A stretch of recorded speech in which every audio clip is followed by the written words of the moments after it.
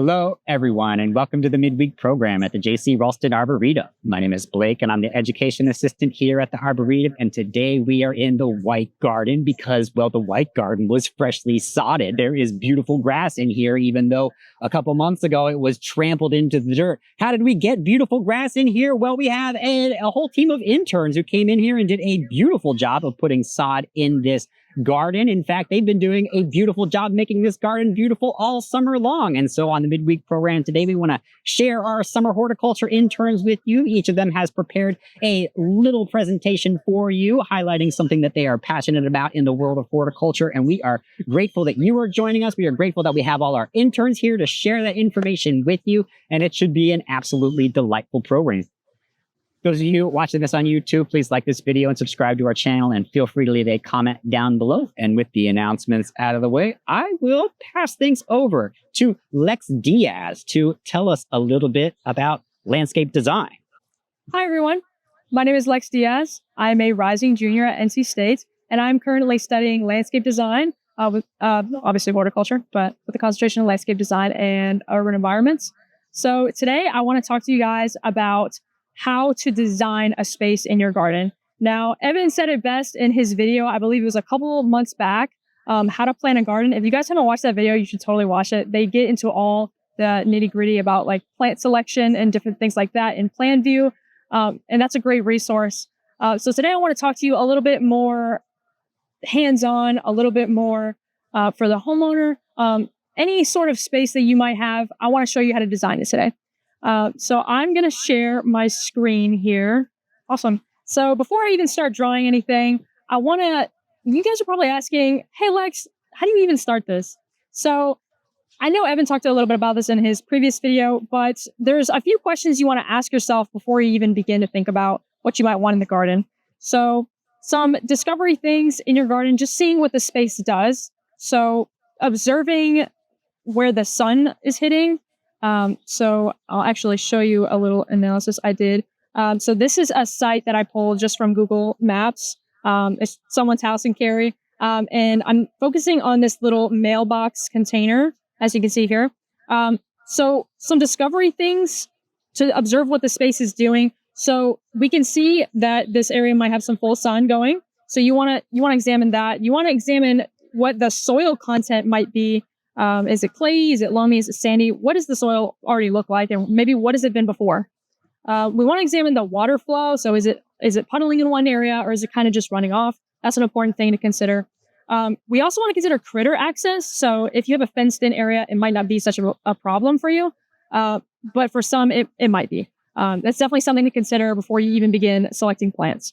And then also you want to think about foot traffic, or even like street area, urban, air kind of things, just anything urban, more human based.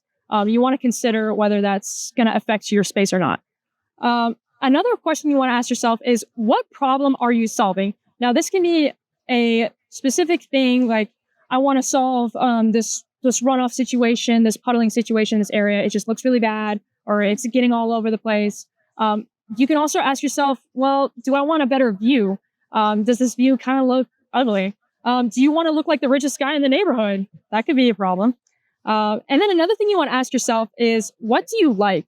So once we've evaluated all these little things in our site, that what the space is already doing, like I said, you want to think about what kinds of things you like, as well as what problems you're solving. So I would highly recommend going to different garden centers, even take a walk around your neighborhood, see what other people are doing. It is very helpful to see what kind of styles you like. Do you like a more formal style? Do you like naturalistic styles? You know, what are you looking for? Do you like all the pollinators in the area? It's a lot of internal work and figuring out what you like as a person. So that's all about the aesthetics. And then, of course, you want to do a lot of research. I know Evan touched on this in his video as well, about doing research on all these, like the trees and shrubs and like specific kinds of plants. And obviously the cultural requirements that they need based on what we discovered in our site here. And you also need to think internally and figure out, do you have the budget? Do you have the time and money to put into this project? Do you need help? Do you need tools? It's something to consider before you even start drafting, because you might make this elaborate plan and it's exactly what you wanted, but it might just not come to fruition the way you want it to, just because you haven't thought about the budget, the time and money into this. And that's something you really want to think about for designing. So once we've done all that, the discovery and research, we can go on ahead and talk about some design elements. So a design element is basically anything around you. Anything you see is going to have some sort of design element. There's about 5 that I want to talk about today.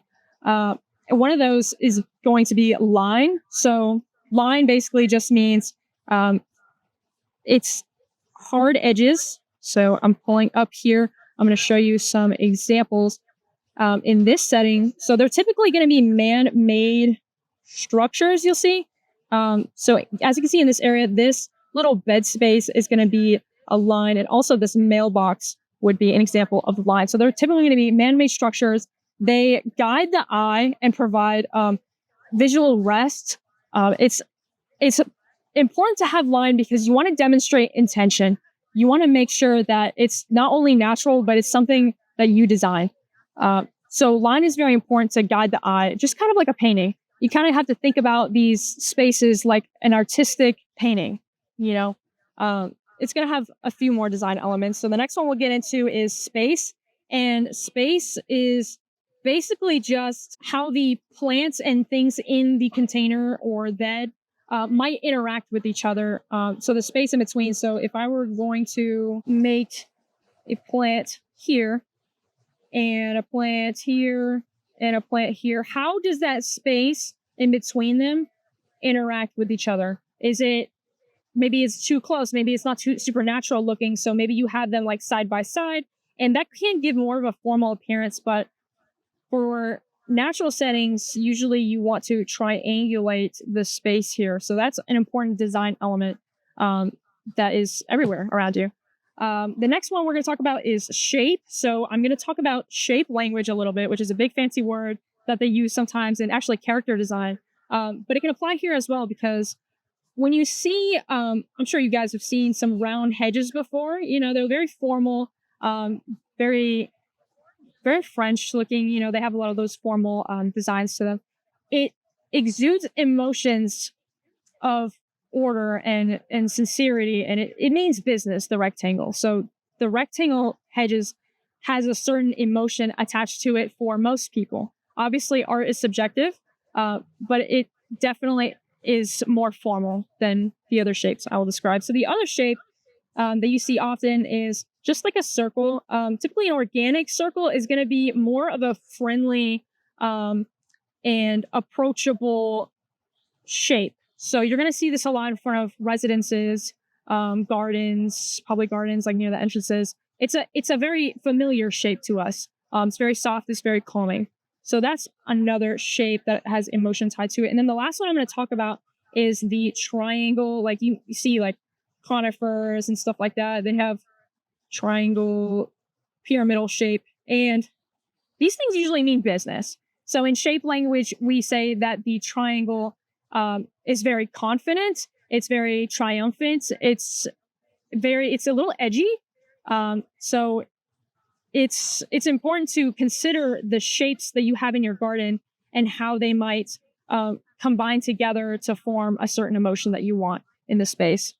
The other design element I want to talk about is texture. So it's important to have, I'll touch on this later, but variety in texture. So texture basically just means, what the plant form, like how delicate is it?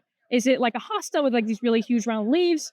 Or is it like a Dusty Miller where it's like these little soft fronds, and how do they interact with each other? The variety is very important here for these plants. So that's just a little bit about texture. And then for color, I will actually show you a little bit of color theory. So I have a color wheel here, and this is a big wheel just of all the colors. And what we talk about with colors is how they're placed next to each other, especially on the color wheel. So, for example, as you'll notice, you'll see the red is next to the orange, which is next to the yellow.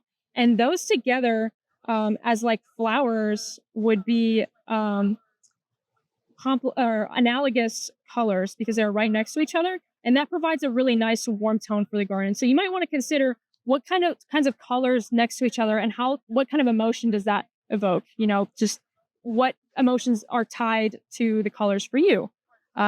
You also might consider, I see this a lot in some gardens, like these little yellow flowers next to these purple flowers, which if you'll notice, they are across from each other on the color wheel. So you'll see they actually will provide a really nice color scheme when placed together when you have the yellow flowers and the purple flowers. So those are the 5 design elements. The last thing I want to show you, if I may, I just want to show you some examples that I have. So I have this example here of, you know, a very formal looking vase that you might use these shapes language in here. And then I also have this little corner vase that you might want to use. This is just examples of how I use these elements to interact with each other in a way that looks nice and inviting.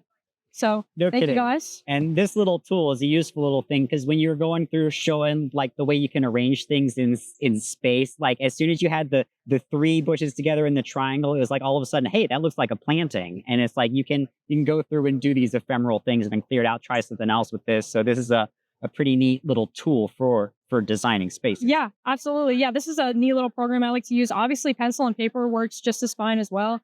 But it really it can be as simple as just drawing shapes. No kidding. It really doesn't have to be this in depth. I'm doing it for clarity, but it's just to show you that you can use design elements anywhere that there's space. Anywhere that there's space, there's a garden, as Evan said. Okay. So here's my question for you. So are there shapes that are more difficult to use? And then an extension of that, are there shapes that are like more rewarding to use because they're difficult to use? And if you can actually make them work in the landscape, then wow, that's something else. Or is this just a really weird question? No, it's not a weird question. I hadn't thought about it in my own space, but I would say triangles aren't seen a whole lot in the garden. I find that people usually, you know, they square up the hedges and they circle off their shrubs, and then it looks formal and it looks nice. But I find if you can use a more organic form of the shape, sure, that it can be more rewarding because it will look naturalistic but also intentional, which I think is the best form of landscape design that there is. So any sort of like, if you can make the plant form in a way that's still natural, like it's natural growth, but make it look well designed and intentional, I feel like is the most important thing. No kidding. Yeah. Rewarding. Striking that balance between like the human element and the natural element of it, like bringing them together, unifying it. Yeah, for sure. Absolutely. That's a sweet spot. Yeah. Cool. Awesome. Well, thank you, Lex. That was really wonderful. And we really appreciate you sharing that with us. Thank you, guys. Okay. Next up, we've got Kaina Percifield, who will be teaching us about moss art. Okay. Hello, my name is Kaina, and for those of you who don't know me, I'm a senior at NC State. I study landscape design, but before I went to college, I was an eco artist for 6 years. And for those of you who don't know what eco art is, it is the most simplistic definition of it is just that it's art made with found objects in nature, and there's many different types of it. If any of y'all have been to the NCMA and seen art in bloom, that I would consider a type of eco art. My favorite type of eco art to do is moss art. And today I am going to show you how to do it. So for your most basic moss art, the tools and materials that you're going to need are the following. We have your hot glue gun and your hot glue. We've got some tweezers. We have some adhesive spray. We have an assortment of dried and preserved moss. And then we have the base that you're going to put it on. And since I'm pressed for time today, I have already started on a design for y'all, and I have it part of the way done so that you can kind of see the different layers that I've done here. So what we're going to do to start is step 1 is start with your design template, which you can kind of see that I've drawn in here. And as Lex stated before, you can use the elements and principles of design in order to create moss art. And that's best executed if you do a template beforehand, so you kind of plan ahead for what you're going to do. So I have a sort of, so I have a template here, and these colors, I just put in some little letters. That's just like my own little code for dark and medium and light. And then I added some other elements too. So along with the basic stuff that you can do for moss art, if you wanted to add a little pizzazz, you can add found objects in nature. So I have right here a cute little piece of quartz crystal that I just found out in the garden. And then here are some of these I'm not going to use today, but I have here rudbeckia seed heads and hemlock cones. And then I picked a bunch of these lunera seed pods as well. So what we're going to do is, after we've done our template, we're going to heat up our hot glue gun, and we're going to be careful not to burn ourselves, obviously. And it's just as simple as if you've ever used a hot glue gun. You just pump the glue out, and I'm going to just make sure that I line that up because I had traced out this rock beforehand. So I'm just going to make sure that that's the way that I want it to be positioned. And then I'm going to just start pumping hot glue, which I already need a glue stick. So we just pump hot glue down on there, and you want to do this definitely in small sections because the glue will cool very quickly, and then it will be hard to adhere. So I've got this down, and I decided to go with this as my centerpiece, so that's just going to be my focal point. Then I've got a bunch of stuff that can surround it. So I'm going to start with the different mosses that I have here today. These that I just picked are just, we've got reindeer moss, and then we have what's called forest moss. Now, these ones that I have here were just picked up at a craft store. And you can get them at just about any craft store in any color. You can also find them online. But if you wanted to, and I'm going to talk to you also while I'm doing this on the side, if you wanted to, it is very easy to DIY preserved moss at your house. And all you really need to preserve your own moss is some hot water and vegetable glycerin, which I brought some for you here today just to show you. Now, this one is food grade. You don't need food grade, but vegetable glycerin is a really awesome non-toxic product. It's used in a lot of different soaps and foods and all sorts of stuff. So it is completely safe to use. And if you'll notice with this reindeer moss in particular, we have 3 different colors here because these were all dyed. Whenever the moss is harvested, it is all going to be one color, but then that color is going to be lost as the moss dries out. The best way to preserve the color to make it look like it is still living is to just add some fabric dye to your glycerin solution. Now, for the recipe for the glycerin solution, I just like to do 1 part glycerin to 2 parts hot water. And when I say hot water, I mean just under boiling. I usually keep it about 180 degrees Fahrenheit. But it doesn't have to be, definitely don't have it boiling, but there's not like a specific heat that it needs to be. And all you do after you've mixed that together, you would do about a 1/4 tablespoon to a 1/2 tablespoon of your fabric dye and add to it, mix it in. Then you take your moss and you just completely submerge it and soak it in the solution. And I like to just wait until the solution is completely cooled. And that way you know that it's soaked up as much of the solution as possible. So what I'm going to do is I'm going to take my tweezers. I like to use the ones that are curved so that I have a good angle with a flat head. And just to get some good shape in there, just take it and push it in. And this also prevents you, if you use just the tweezers the whole time, it'll prevent you from burning your fingers on the hot glue. But fortunately for me, I'm not worried about that because I got blue collar hands. So we've got that down. And then as you can see around the edge here, I've used the forest moss, which this one is a little bit crispy. So it is going to be a little bit messy, but we're just going to start pumping it on there. And then we just grab a handful and don't worry about your little, I like to call them hot glue cobwebs. They just happen, and you can either, if you're taking your time with it, you can pick them off one by one as you go. But I like to just wait until the end to pick them all off of the art.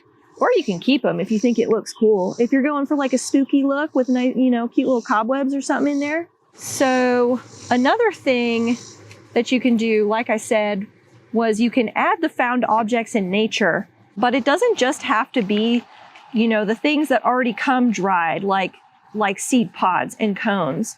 You can use dried flowers. And again, these are things that you can purchase at the store. However, if you just buy some silica sand, you can preserve just about any type of flower you can think of. So I have a couple of different flowers in here already, but I'm only going to use one because that's the only one I have that's ready. And I'm going to add it after I'm done with this border. I'm just going to add a couple of pieces here and there for a little pizzazz. So I'm going to open it up to show y'all kind of what it looks like. Now, ideally, the flowers in here would be completely covered. And what you want to do whenever you're preserving these is to take a cut flower and immediately put it in the silica sand and then gently cover it with the silica. But mine got shaken up. So some of them already came to the top, but that's fine because that means they're much easier to pick out. So with these are so delicate. These are just little erigeron flowers that I took.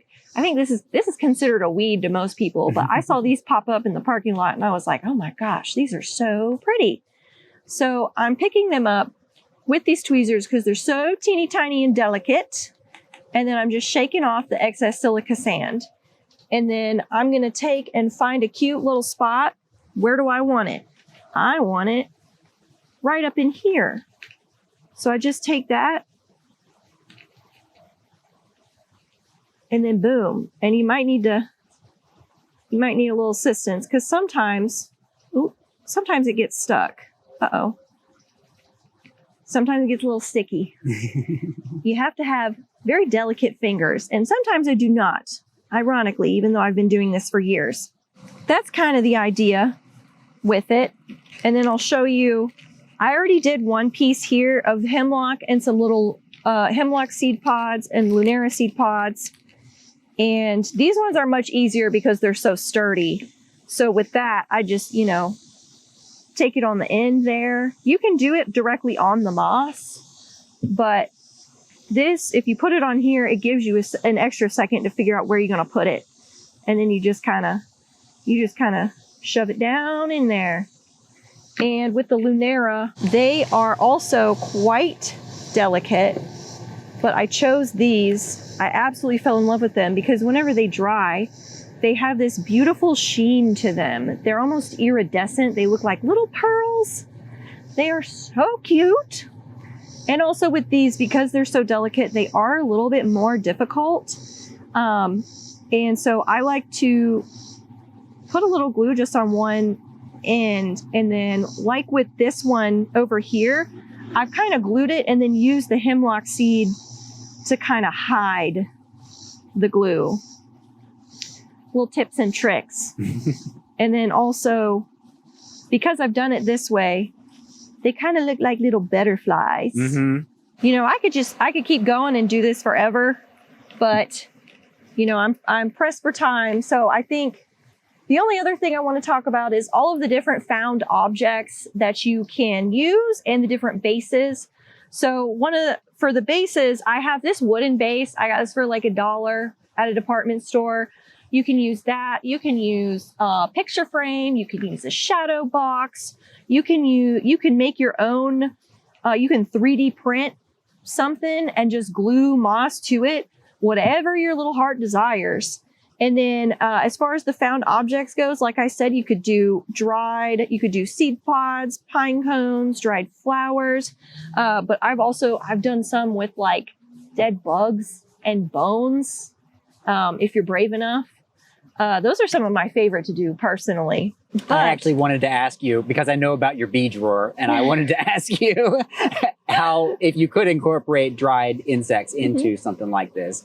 And is it as simple as just like letting them dry out over a period of time before you put it in your art? Yeah. So step one, you're going to want to, if you find a dead insect in the garden, you're going to want to put it somewhere safe where it's not going to get crushed and let it dry out a little bit.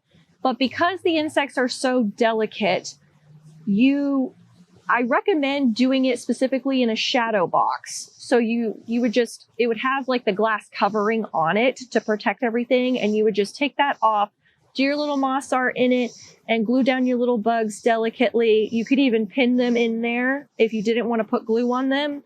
And then if you just put the glass over it, then it should protect them and prevent them from desiccating. So there's the different types of moss that you can use. So here I've got the reindeer moss and I've got the forest moss, but there's also sphagnum moss, Spanish moss, mood moss. And they all have different shapes and textures and thicknesses that you can use. And in lieu of spending extra time here trying to finish this one, I'm going to show you some of the finished products I have and the different designs that I've done. Brilliant. So I've got this one here, which has a bunch of different reindeer moss, a little bit of mood moss in there. I put some lichen in there.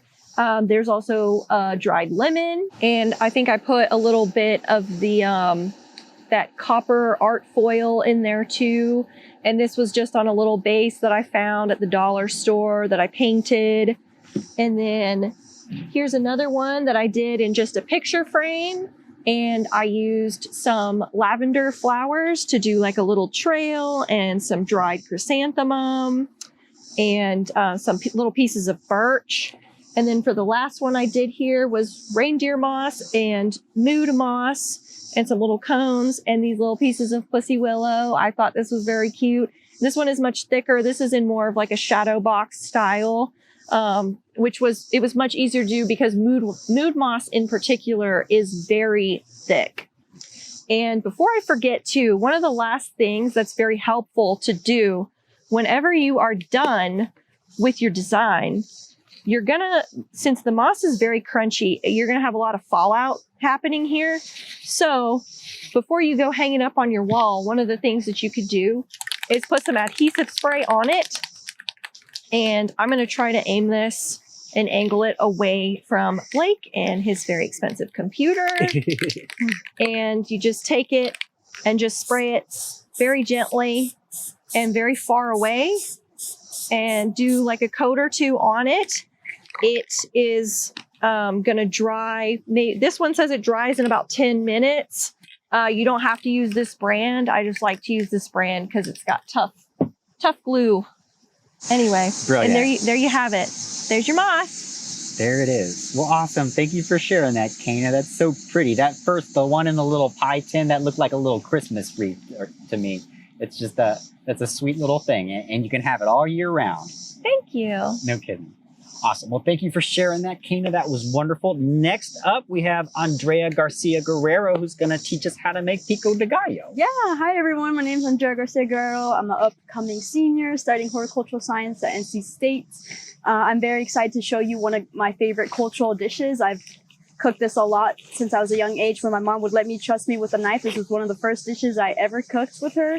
So to start to make this, you're going to need some kind of bell pepper. I went ahead and pre-chopped it for the sake of time. So you're going to want a bell pepper. It really adds a lot of extra density into the chip bowl, so you can have a lot for dip. And you can choose any bell pepper of your kind. These bell peppers they're not spicy. So if you're not a spicy person, this is your go-to pepper. And then you're also going to want tomato. Some people don't like tomato. I don't like tomato in big chunks, but if you dice it up good enough, then you won't even notice it because it's blended with a whole bunch of others. It's with a bunch of other vegetables. And you're gonna need 2 limes, 2 fat, juicy limes. And I'll tell you how to maximize the juice in those. And then you're gonna want an onion. Any choice, you could have yellow onion, white onion, purple onion. My favorites are usually white onion and purple onion. And then you're gonna want, I like a little bit of spice, so I have a serrano pepper. You can have 1 or 2 depending on how spicy you want it. And if you want to switch it up with your pepper, you could also have a jalapeno pepper or habanero, your go-to, or however spicy you want it. And you could also add some seasoning, some salt and pepper, garlic powder, onion powder, whatever you want. And the cool thing about pico de gallo, and the reason I'm talking about it, is because these are super easy vegetables that you can grow in your home garden. They're even here at JCRA over by the yurt, by the teaching garden. It's really cool to see the hard work of your fruits and labor, and then see it and it's full grown, and then be able to use it. So I'm gonna go ahead and start chopping. So for my serrano pepper, I just cut the stem off, cut it in half.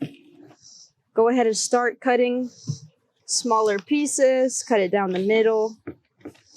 And then I start chopping. I like to turn my blade and get towards the bottom half of the knife. That's where I feel it's the sharpest.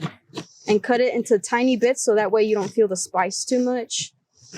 Tiny, tiny bits. I love serrano pepper, and the cool thing about making pico de gallo is you can add all of these same items with avocado, and then you have avocado dip. So you get 2 in 1 depending on what you're going for. I'm gonna let my companions taste this after. Hopefully they like it. Hopefully it's not too spicy for them, or not spicy enough. All right, so quick enough. Chopped up my serrano pepper. I'm gonna add it to my bowl. I'm gonna add the tomato in there too.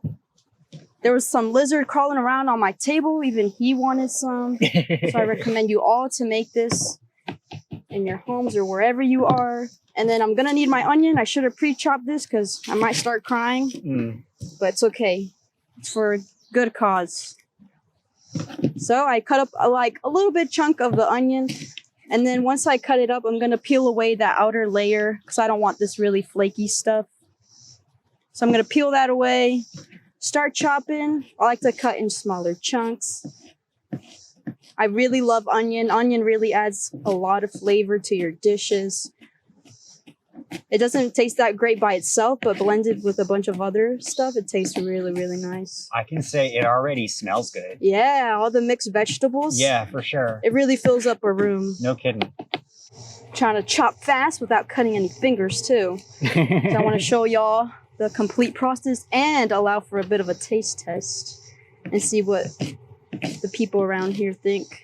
So, yep, cut it into smaller chunks. Watch with your fingers. You got to have a good sharp knife for this. I got this one from my home. Pretty good brand. Yep. Just cutting it into smaller chunks. Using that bottom blade of the knife really helps a lot. Now, does the size that you're cutting it to, is that really down to personal preference, or is there I like it really diced. I don't like that chunky kind of dip. Okay. Especially because I'm trying to hide the taste of the tomato because I don't like whole chunk tomato. Sure. But so if you were lazy and didn't mind big chunks, you could make it bigger chunks. Nice. Okay. Look at that color. That's the kind of color. You want all the colors of the rainbow there. Honestly. We're almost done. I can't believe it. So now that we have the main ingredients, this would taste nothing to what I want it to taste without lime. Lime is really what sells it here. Now, a trick my mom taught me to get the juice is to roll it out, to break up the juices. So I roll it out. Gracias, mama, for teaching me this. And then you're going to cut it. And for maximum squeeze, I like to cut it into 4. I'm going to put the lime in there. Oh, see how juicy all that juice comes out? No kidding. That's what I want. Yum, yum. I like to use 2 limes because I'm a big lime lover. I can never have enough lime. If I'm eating anything, I gotta have 1 lime, a whole lime minimum. I had a whole lime with my ground turkey and rice for lunch. I need lime for every meal. I'm gonna cut up my second lime into 4s. Squeeze all that lime in there. I recommend you guys all to garden, not just perennials and pretty flowers, but also edible plants so that you can use them in your cooking. And it feels really good to be able to eat the stuff you grew. I'm growing some tomatoes in my townhome. And even though I don't have a big front yard or backyard, I use a lot of container plantings. So that way I can still be able to garden because I'm a college student, can't afford my own house right now. Hopefully one day I can. And now that I've squeezed all my limes, I gotta season it. So I'm gonna add some salt, just a dash of salt. I'm not a big fan of measuring. I just wing it. That's my thing. I like to wing it. Yeah, so I add a little bit of salt, a little bit of pepper. I would have brought some more seasonings, but I didn't want to take it away from my roommates because I'm gonna be gone for a couple of days. So that would be bad for them for when they need to cook it. I just took all the good seasonings with me. But I brought salt and pepper. Gonna use all the pepper in here. And then I'm gonna use my handy dandy spoon, mix it all up, and even add more seasonings. Make sure everything has seasoning. Seasoning is very important. And more pepper, because I love pepper. Can't have enough pepper and lime. And it should look something like this. A bunch of different colors, a bunch of different vegetables. I could have had some more green in there. Maybe you could add a cucumber. You can add cilantro, but I forgot to get those items. And then to taste how good of a job I did, I'm gonna try it. Very good. Would you like to try? Yes, ma'am. I don't think we can just take your word on this. We gotta... It's pretty spicy though. Okay. Oop. Perfect shit. Let's go. Andrea. Good? No kidding, yeah. I did that in like 5 minutes. So You did no that in just excuse 5 for minutes. the people at home. You No can do kidding. this in 5 minutes. Honestly, that's outrageous. That's so good. Yeah, so this is just a quick little demo of how to make your own pico de gallo using gardens, using fruits and vegetables from your garden. It's super easy. You just need a couple items, 2 seasonings. You can add more if you'd like. And yeah. This was awesome. So I imagine this is a really customizable recipe. Are there certain things that you particularly enjoy to customize it with? I usually like to add cilantro, but I forgot to get cilantro. Cilantro is a really big component in pico de gallo. It's used a lot in Hispanic foods and culture. So that would be another big thing I would add in here. Yeah. Cilantro or some kind of herb just to add to that kind of authentic taste. Sure. Are there other things maybe less authentic that you maybe get a little bit fun? Like I'm thinking like peaches. Like could you put peaches in that? Oh, I mean, yeah, you could. There's so many variations of salsas or dips you could make. You could add peaches. You could make a fruit kind of dip with blueberry, raspberry, and then lime. We did that with one of the camps. We had a fruity. We made our own salsas, and it was really cool to see what the kids come up with.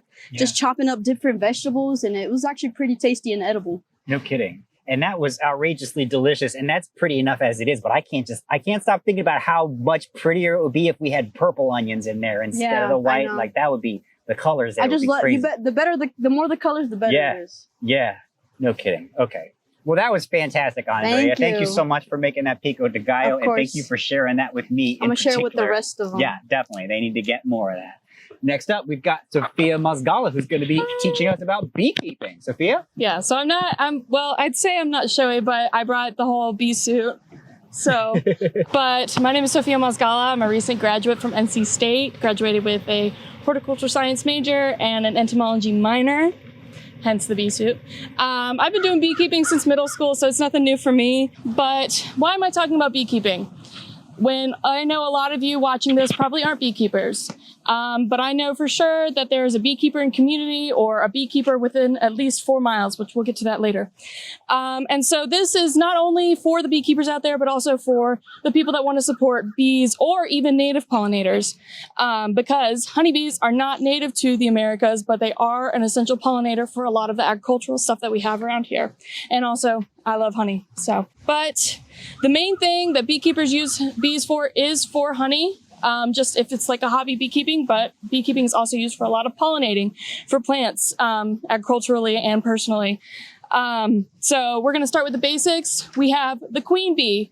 We have the hive bee, also known as the worker bee. And then we have the drones. The queen bee lays all the eggs and lives up to 1 to 5 years. The worker bees can live a couple of weeks to a couple of months, all female. And those are the bees that you will see out and about. The bee you see, female. And then we have the drone bees. They are male bees. They live for a couple of weeks. Their only purpose is to mate with another hive. That's it. They actually, all they do is live in the hive. The worker bees feed them. And then when the queen is like, hey, I'm going out and I'm releasing these hormones and pheromones that say, hey, I'm ready to mate, they'll leave the hive, go mate, and die. That's it. So with the hive itself, bees love enclosed spaces. And so if they have swarmed and gone off into nature and they're wild, they will find a nice enclosed space in a tree or a hutch, and they'll have a small entrance. So that's why you look at like beehives, they're nice boxes, and they have a small entrance for these bees because that's a lot easier to protect against predators such as wasps and bears and skunks and stuff. Another reason why beekeepers wear white is because biologically bees understand that dark colors are predators. I have been stung many times because I was going out to feed the bees and my dad always warned me wear light colors. I did not. I wore jeans and a dark t-shirt, and I'd be walking back after feeding the bees some sugar water, and I get stung right under my arm, and that's on me. And that's just them protecting their hive. That's the only reason they would sting you is because you are close to their hive. Other than that, they're not going to try to sting you because they sting once and then they die. So another thing that's cool about beehives is that the workers, the female workers, make the comb themselves. That's bee vomit. So they secrete that. And they make these combs into hexagons, which is the strongest shape, and it uses the least amount of material. And the bees knew that. They just instinctively, biologically knew that. And I'm like, that is amazing. And then the reason they have these combs is for storage. They store honey as a carbohydrate, and then they store pollen as a protein. And so I didn't know bees use protein until I took a beekeeping class at NC State. I just knew, bees are collecting out nectar and stuff, but then pollen as well. They're purposely collecting pollen. And then another thing they use these hexagonal cubes for is for the brood. Brood is baby bees. And so a lot of these beekeepers will have specific brood boxes on the bottom layer and then honey layer boxes. And then they have this small grate that the queen bee physically cannot fit through, but worker bees can. And because the queen bee can't fit through it, the rest of the boxes on top are just full of honey. And so that way you don't have to worry about taking all of bees' honey for the winter. And so then we're going to go down to foraging. So all these bees are going out and they're foraging for their honey and stuff. And so the bees that you see, about 5 to 35% of those bees are scout bees that are looking all around, let's say, this garden for flowers that they can forage for the nectar and the pollen. And then they will forage up to 4 miles away from their hive. 4 miles. But typically they'll stay around a mile away from their hive. And as long as that source of nectar and pollen is there, they will stay in that area over and over and over again until it runs out. So that could be days. So, and then from then on, the specific flowers that they forage, they will mostly go for color, not scent. Sometimes scent is an attractor, but color is the main thing. Bees cannot see red, but they can see yellow and orange, blue, green, and ultraviolet. So we cannot see ultraviolet, but bees can. This ultraviolet is like iridescence and stuff like that. So that causes, when they move, that causes different looks to the flower and stuff like that. So it's a real attractor. And flowers with this iridescent, they will have these lines going that we can't see, but bees can see, going straight down to where the nectar and pollen is. So which is incredible. Like, we can't see this, but bees can, other animals and creatures can. And so it just shows you the evolution of flowers, angiosperms specifically, to go along with these pollinators, such as honeybees. And so from there, with all that nectar and pollen that's collected, we produce honey. And there is, according to my professor, there's no true definition to what honey is, according to the FDA. And so that's like a little questionable when it comes to selling things. But if you do your research, you can see and do local honey, and please support local beekeepers. There's a lot of beekeepers around Raleigh and a lot of beekeepers everywhere in my area back home. So, and from there, honey technically has a pH of 3.9. So it's pretty consistent with that. And honey is an antibacterial, and it is one of the cleanest substances you'll ever find. They have discovered honey in ancient sarcophagus from ancient Egyptian. That's still good. It's still good today. You can still eat it today. And like, that just blows my mind and how cool it is. And then they make that honey from the nectar of the flower. And then pollen is stored on the back legs of the bees in these pollen baskets called corbicula. Learned that too in my beekeeping class. That was so cool, learning like the specific names and everything. But yeah, they have these little pollen baskets that if you like look close enough at the bees, my dad will like be talking about it, and he'll be like, oh, they came in with like red pollen from this thing, and then like yellow pollen and white pollen. So like there's different colors of pollen and stuff.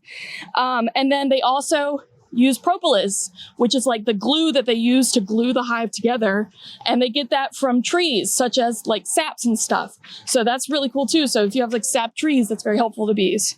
And then water is a big important thing that they'll go out and collect. So if you have a water source near you, you're probably going to have bees near you. So, and then we go on and we're going to talk about some good plants for the bees.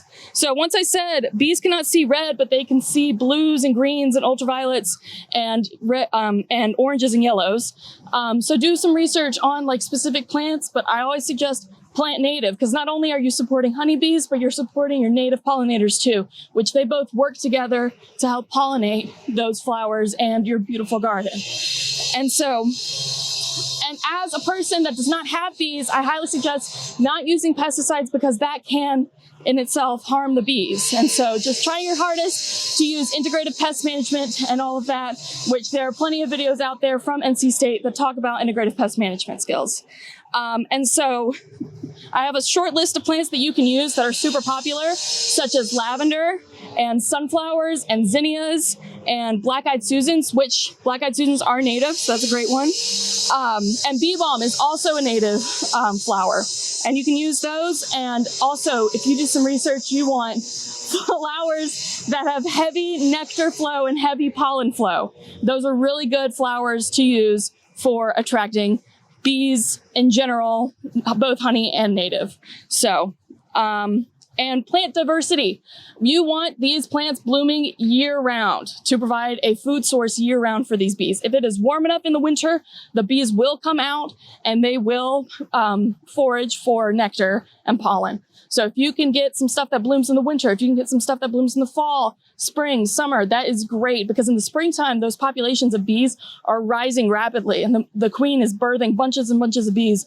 And then in the summertime, it kind of levels out, and the fall, it starts dropping to prepare for the winter, so that, you know, they're not birthing as many bees anymore. And then over the winter, they'll overwinter, and that's when honeybee workers will live typically longer. So that's when you want to provide food for them so they don't starve out throughout the winter. I personally, my family has loft hives because we thought the winter wasn't going to get warm enough for it, and it did. And so they had to leave their hives, and there wasn't enough stuff for them to feed. So we had to give them sugar water, which, if you can look it up, there's a good ratio for water to sugar. And you just give them a little mason jar with holes in it, and they'll go in and eat it. So, but thank you so much for listening, guys, and have a good time. And please support your local beekeepers. Yes, indeed. But before you go, Sophia, yes, Bessie gave us a question, and it's a wonderful one. So, from which plants do bees make the best honey, and which produces the healthiest honey for humans? Well, that is, when it comes to best honey, that's subjective. Sometimes there are certain plants that only flower every couple of years or so. My dad really loves locust honey, and that's kind of hard to get, and it is delicious, I will say that. I've also been told the Arboretum got their honey tested, and it was the most diverse honey they have ever seen, because we have stuff blooming all year round from all over the world that you wouldn't get normally, you know, in this environment. And so I would bet that honey tastes amazing. Have you not had our honey yet? Not yet. I plan on it, though. I'm going to talk to some of the beekeepers immediately. Yeah, I plan on trying it. Okay. But and then when it comes to healthiest, I would need to do some research there with that. Honey itself is a very healthy product. I will say, like, there's been accidents with like dyes and stuff for like M&Ms, I think was what we talked about in my class, and it got spilled, or honeybees were going and getting the dyes and using that as their food source, and then it dyed the honey blue. And so people were freaking out because they were like, why is my honey blue? And it was because they were eating these dyes from this M&M factory, which I'm not entirely sure if it's M&M, but I just remember it was some sort of candy. And so that's, you know, an example of probably an unhealthy honey, since they were using, you know, dyes for the M&Ms and stuff and the syrups and stuff. But healthy honey is typically, you know, like native flowers and stuff like that, flowers in your garden and flowers all around. I wouldn't say any particular pollen or nectar would cause unhealthy honey. I'm just going off the top of the dome. So, beautiful. Yeah. That's great. Yeah, That's a great answer to that question. And thank you so much, Sophia, for Of sharing course. all that information. And I love the excitement about it too, like how fascinating it is, really. Thank you. That was great. Awesome. Okay, next up we've got Holden Pendergrass, who's going to be teaching us a little bit about tool maintenance. All right, everybody. My name is Holden Pendergrass. I'm going into my second year in the Ag Institute at NC State. I study ag business and landscape and ornamental science.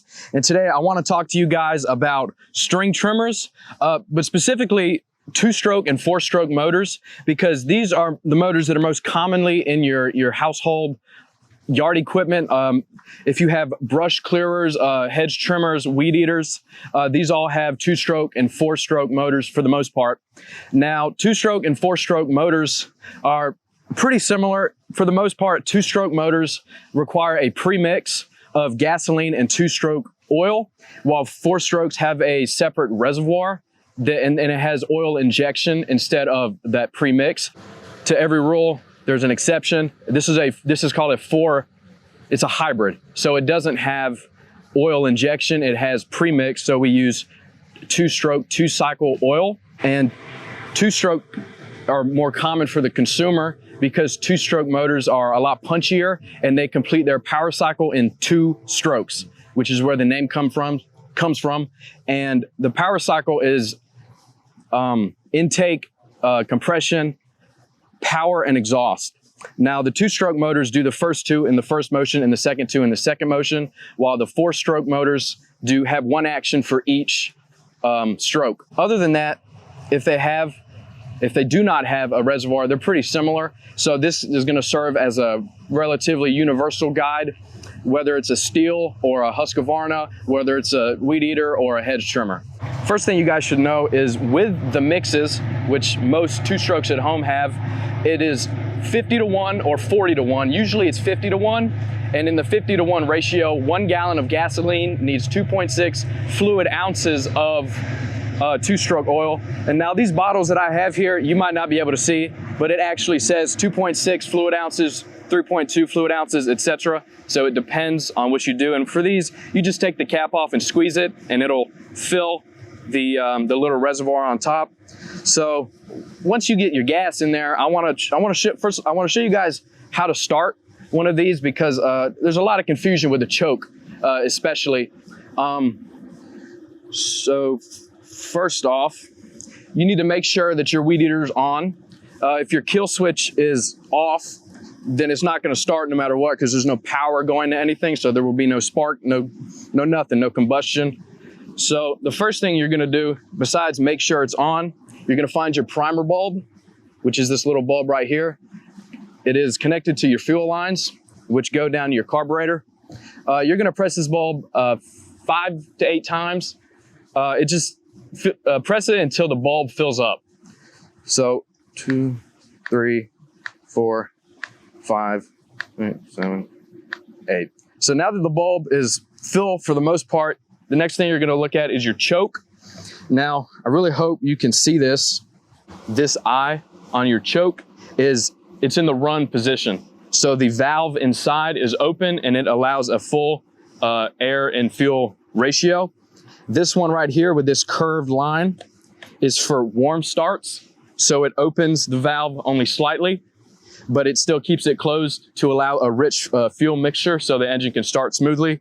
And this one on the side with the straight brackets are for cold starts. So it completely isolates air from getting into the motor for the most part, not 100%, but it starves it of air, which is where choke comes from. So you're putting a leaner mixture of fuel in your carburetor, which will start the motor a lot quicker. So once you've done, well, I'm gonna put mine on cold because this machine is not ran today, as far as I know. If you turn your machine off, you start it again by pushing the knob to your warm start. That's what warm start is. After it's been warmed up and ran, you start it on warm start, but mine's on cold start because it has not ran today. And on this one, there's only a stop button. There's no kill switch or anything. So I'm gonna start it in a second, but before I do that, a few things to look out for. If it's not starting, don't keep pulling it because you're gonna flood the engine, okay? The combustion chamber within will be flooded with gasoline, which will foul your spark plug and you won't be able to start. Simple as that. When the spark plug is covered and littered in carbon or gasoline, oil, whatever, it won't spark. So it can't combust. It's not gonna work. So if you do, it's okay. If it smells really strongly of gasoline, petroleum, you flooded it. And what you will do, I'm not going to show you how to do it right now because it's a pain for the most part. You need to remove the spark plug and manually wipe it out. But you can also just let it sit for a half hour and it will evaporate on its own. But yeah, it should only take you about 3 to 5 pulls if it's a healthy, but there are variables for everything. Just listen for a burping noise. Burping, I know it sounds weird, but if it sounds like it burps or hiccups, stop. Don't go anymore because you will flood it. I'm gonna put it on the ground. And when you go to start your weed eater, you don't need to wait to run it. You don't need to let it warm up. Feather the throttle, pepper it, do what you wanna do. It's like picking up a drill for the first time you play with the trigger. That's all it is. That's all you gotta do. They're not super complicated machines. It's a weed whacker. It's a piece of equipment. So I'm on the warm setting. And after you start, this is very important as well. Open your choke to the run setting. A lot of these will automatically flip over when you press the throttle, but if you do not, you will bog the motor down and you will cause excess carbon buildup, which is a pretty common issue. So 3 to 5 pulls, pull like you mean it. You can't go slow.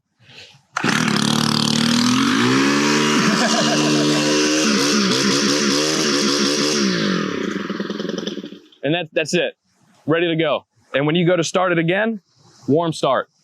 As simple as that. Now, if your weed eater didn't start up like that, which I know mine doesn't, there are a few pretty common issues. One is bad fuel. I don't know if you can see it, but this very bottom bullet point, it says 12-month fuel stabilizer. Now, two-stroke fuel will degrade very quickly. Usually within a month, it will break down and you can't use it anymore. It won't start right, it won't run right. Simple.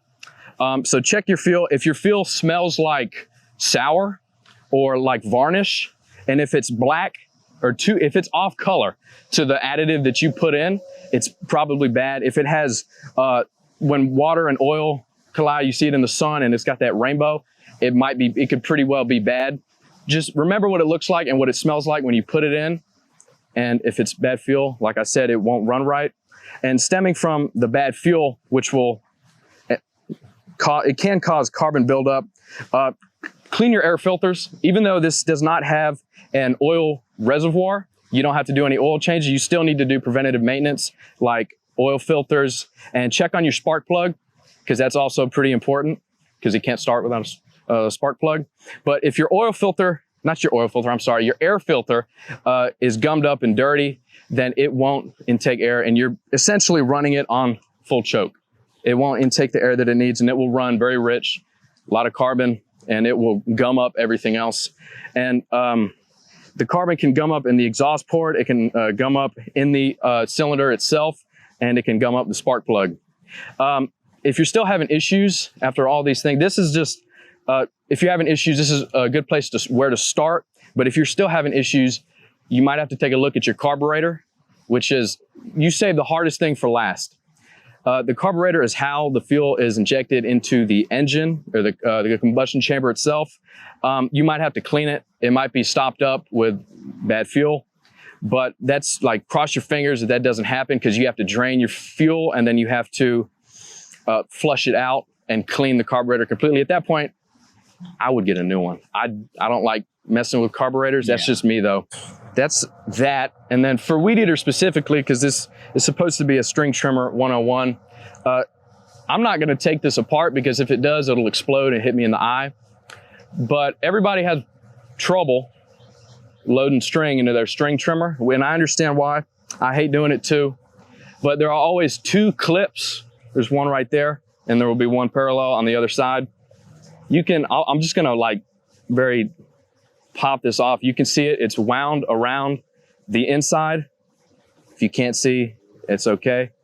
But yeah, if I take this head off, it'll pull the whole thing out and it will unwind. This one has two spots that it comes out. So there's actually two rolls that you wind. And that's all there is to it, is you take your string trim, however many feet you want, read your manual. When you buy equipment, keep your manual and read it. I cannot stress that enough. Manufacturer specs are very important. A lot of information that I found about this was on Steel's, a PDF from Steel. So just remember, know your equipment, know the name, know all that.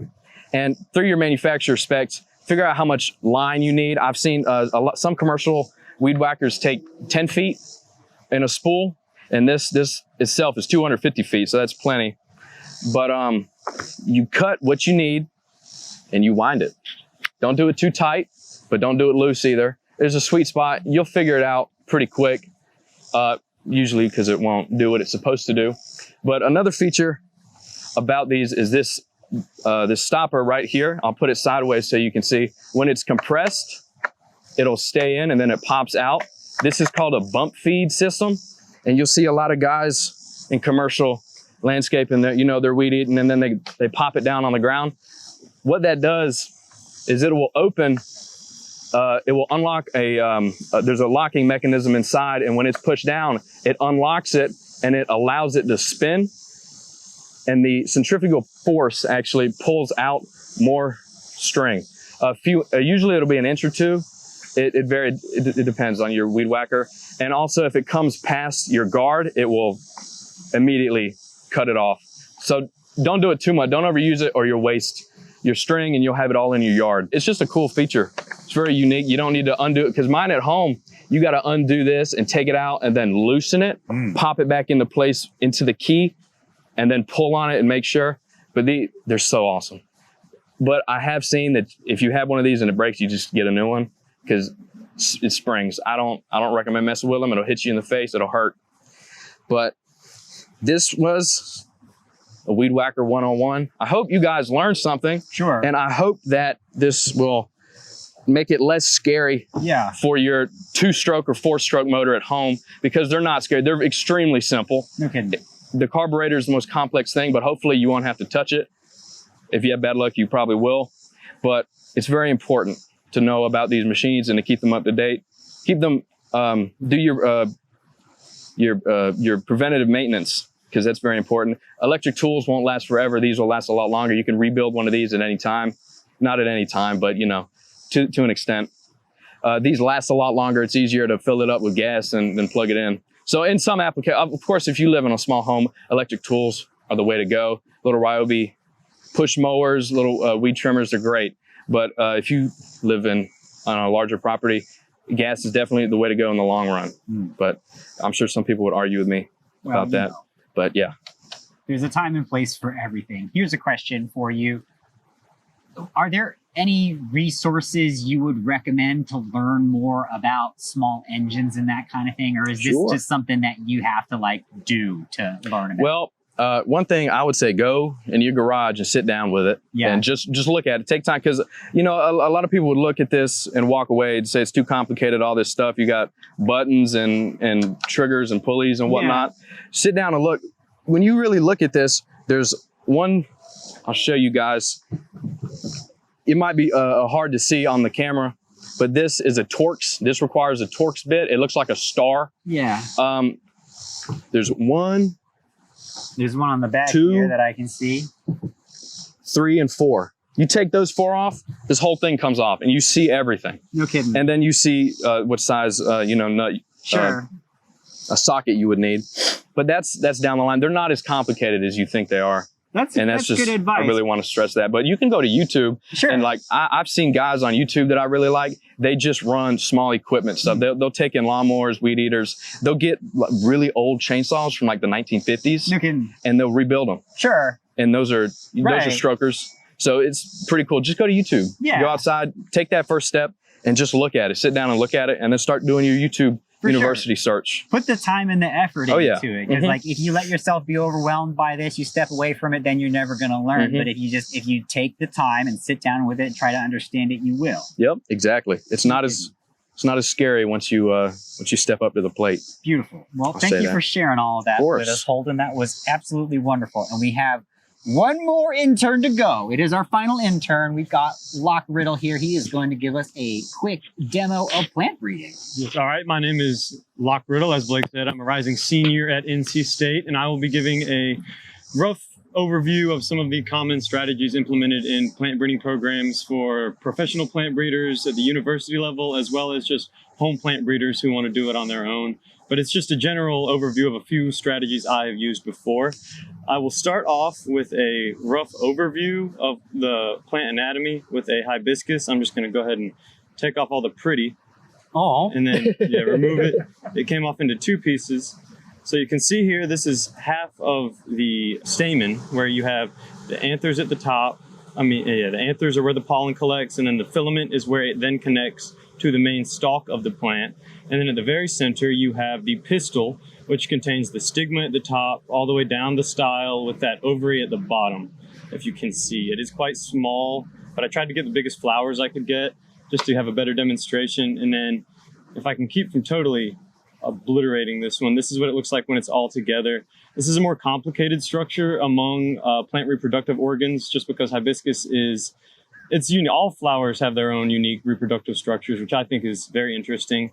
Speaking of which, another good example would be the passion flower, where you have your stigma at the top right here, followed by the style that leads down to a very visible ovary, if I can lift it there at the bottom, where it just looks like a little egg.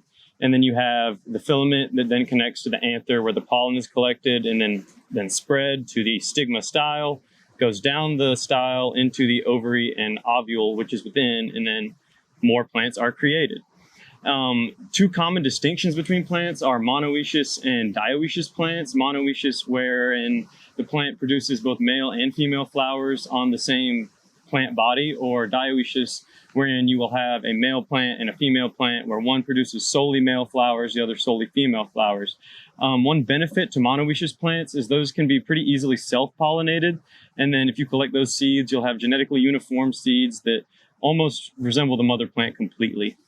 A common example you may have in your garden are squash or zucchini flowers. Like if you have a squash plant that's not fruiting, or you have the beginning of a fruit and then it wilts and dies, the problem may lie that there are separate male and female flowers on the squash and zucchini plant. So sometimes if they're not pollinated by bees or wind-borne pollination, the fruit just will not fully mature. And so a common method used to fix that is you have your male flower and your female flower. The main distinction being male flowers on squash and zucchini have longer stems and are more prevalent. And the female flowers have this fruiting body that they grow off of, which is pretty easy to tell, and they grow lower to the ground, so they're a little harder to find. But the solution to if your squash and zucchini aren't fruiting is, and it's also used in a lot of cross-pollination strategies, you can take a brush or a unique tool, or honestly, you can just rub the 2 flowers together. For this example, I will be using a brush, and you just brush off as much of the pollen as you can. You could also collect it into a vial, which is what a lot of plant breeders do. They'll have a small collection of one cultivar of a plant, and then they will cross it with another cultivar to gain either disease resistance, double flower, just a more desirable feature, and then combine the two. And then so you'll just brush all the pollen off of it if you can, and then once it's on your brush, you want to find the female flower with the fruiting body, and then get as much of that pollen onto the fruit, onto the middle of the flower as possible, and then that will then pollinate the flower, and you will have a mature fruit that then grow. And so that's just a household garden solution to some common problems you may find. Another reason that cross-pollination and just pollination in general is important is because genetic diversity is very important for plant resistance and maintaining like survivability, just because our environment is constantly changing. If a plant wants to go and live in a different environment, then it needs to adapt, and it will eventually gain certain traits that will become desirable. And so if you cross, say, a cold hardy plant with a plant that has a really good flower, ideally you'll have the best of both worlds, and then you can have your perfect cold hardy, beautiful flowering plant. As well as purity is another important factor, which is I will go into a self-pollination example, which is you get a lot of genetic purity there. If you want like uniform seeds, like if you want to save money, keep your own seeds from last growing season, you can self-pollinate and they will be almost the exact same as the mother plant, just because genetics. And I won't get into the genetics, that's a different lesson you'll have to take up with someone else. So some different breeding strategies are, like I said before, you can cross-pollinate, which technically, if you're rubbing the pollen from a male flower onto a female flower on your squash or zucchini, that's technically self-pollination. They're just separate flowers on that same plant. They're just imperfect flowers, wherein a perfect flower has all components of the stamen and the pistil, and an imperfect flower either has only the components of the stamen or the pistil. So it's a little harder for that to get pollinated, whereas it's all one-stop shop in a perfect flower. Like I said, you can cross-pollinate like with the brush where I showed, or you can collect your pollen and do that. Another common breeding strategy that is used is, it's not super commonly used in zinnias, but I have zinnias here as an example, is self-pollination. I've heard it commonly referred to as selfing. And a strategy I've used in the past for that is you want to find a flower, ideally not one that's already flowered out and then the pollen and all the reproductive organs have been exposed, because then there's a good chance a bee has already done the pollination for you and you don't know where it came from. So you would want to find a zinnia that has yet to flower, and then I had to cut these off so they're a little dry and barren. You want to peel off all the leaves down to about as low as you can. And then you take, in this example, I'm using a glycine bag. You can honestly use anything. This is used on corn and cotton and just a lot of flowers in general. And then you put the bag on to protect it from all those picky pollinators. Put it on, take the Wonder Bread bread tie, and then tie it off. And then boom, your flower is isolated from any other pollination sources. It has no choice but to self-pollinate. Now, this is not a foolproof method. Sometimes the pollen will still not get into the reproductive organs, but the more you do it, trial and error, you'll have more successes with the more tries you have of it. But that's good for if you want genetic uniformity. Another strategy that can be used is I have a lily here. I'll go ahead and take off the leaves. And this is called emasculating, which is the practice of you want to take off all of the anthers and filaments and leave only the female reproductive stigma and style. And then you can either leave it like it is, and if you catch it early enough, it won't be cross-pollinated, and so it won't be self-pollinated. So it'll have no choice but to be cross-pollinated since the male reproductive organs are gone.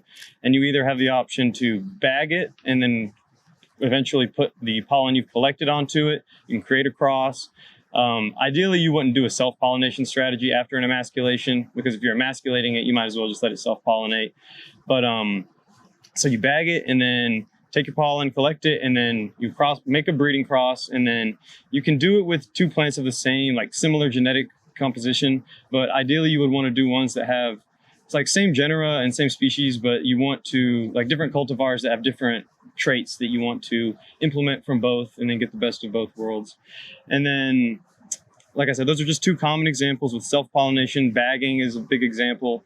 And then the brush strategy is another. Commonly, people would use forceps for the emasculation just to keep it more, depending on the size of the flower, because so many flowers have different structures, it makes it difficult to have a one-size-fits-all breeding method. So lots of times people use forceps, like on tobacco plants, I know for emasculation, you have to use forceps just because the reproductive organs are so small and it's a very tubular flower. And then you can use emasculation pretty much with any perfect flower that has the the pistil and the stamen. You can just remove all the anthers and then it'll have no choice but to be pollinated by whatever pollen source you choose for it. Lilies are also emasculated sometimes just to get rid of the pollen production. Like if you have bad allergies or you're tired of all the pollen in your car, you can just emasculate it and then it'll have nowhere to go. You just throw the pollen away. It's out of the equation. For an at-home breeding program, it's a little harder just because you're limited on space, and crossbreeding and genetics is a bit of a gamble every time just because you never know what's going to happen. And so if you do it at home, you can wish for the best, and it's a nice little fun side project if you want to try to create a new squash that might not taste as best as your original mother plant's fruit, but if you grow that cross-pollinated squash from 2 different cultivars, you can then have a unique squash, and then who knows, maybe you'll strike gold and you can give it to your neighbors and claim you've reinvented the wheel. Or it's just it gives you a lot of play, especially with your home garden. But on large scales, even on large scales, success rates can be low. And so they normally do hundreds of thousands of crosses or self-pollinations just to increase their probability. But it makes you feel like a scientist, especially you can garden and be a scientist, a geneticist at the same time, like Gregor Mendel with his peas, and then just bring a blast from the past. And it just makes you feel like kind of like Victor Frankenstein, but with your flowers in your garden. No kidding. Yeah. That's awesome. Okay, well, Locke, nobody asked a question for you, so that means I get to ask you a really ridiculous one, okay? So once upon a time, Pat McCracken of Garden Treasures Nursery was the curator of the Magnolia collection here at the JC Raulston Arboretum. And he did indeed write an article about our evergreen magnolia collections and some ideas that he had for the future of breeding them. And one thing that he said was it's a ridiculous delusion of grandeur for some time in the future, and it's only theoretically, technically possible. But he was thinking, how fun would it be if you could breed Liriodendron into magnolia to maybe get some orange or yellow magnolia flowers because they're in the same family. So the question is, are there any ridiculous delusions of grandeur, just outrageous plant breeding potentialities out there that you think would be really cool to try and strive for? I'll give a realistic one and then an unrealistic one, because some of them are definitely never going to happen. I guess a really ideal one would be a large leaf magnolia crossed with a hibiscus. So then you just have these comically large flowers, which that wouldn't work. But it's just in an Alice in Wonderland world, that would be pretty cool. Yeah. And then in terms of a somewhat realistic one, I know that people are crossing I can't remember the exact names, but I know they're crossing tomato cultivars to increase shelf life and just sweetness, as well as just prevent rotting time, as well as apples. And so any fruit producing tree or shrub or anything, I feel like those are very fun to pursue, just because there's the fruits of your efforts with flowers because you get to look at them, but the fruits of your efforts when you breed an edible plant, and it's for the squash example, it may be the hardest squash you've ever had in your life, and it may taste horrible, but you can at least say, hey, I did this. Yeah. This very bitter squash that I've created was my own. It was my Frankenstein. Some people like bitter things. You never know. There's this, I don't remember what the fruit is called, but in Japan, it's called a bitter melon, and it is the most horribly bitter vegetable you've ever eaten in your life, but they eat it regularly and they enjoy it. It's part of Japanese cuisine. Everybody's taste is different, so you never know what you're going to get. Okay, well, great. That was fantastic, Locke. Thank you for that. And thank you all of the interns for joining. They're all off screen, everybody, but they all did a fantastic job today, and we are grateful that we have all these wonderful interns with such a diversity of knowledge and that they were able to share that with us all today. So thank you so much, interns. You guys did a fantastic job, and we really appreciate you being on our program with us today. And thank you, everybody, for joining us today on the Midweek Program. We will be back next week with the Midweek Program. We will be having a horticulture hour, which is our hour-long Q&A, which will be all kinds of fun. I think Evan's going to be on the panel for that one. Maybe Tim. I think Greg's on backup for that one. I don't think so, but he's sending his love our way anyway. So it should be a great program. We will see you all next time. Y'all take care.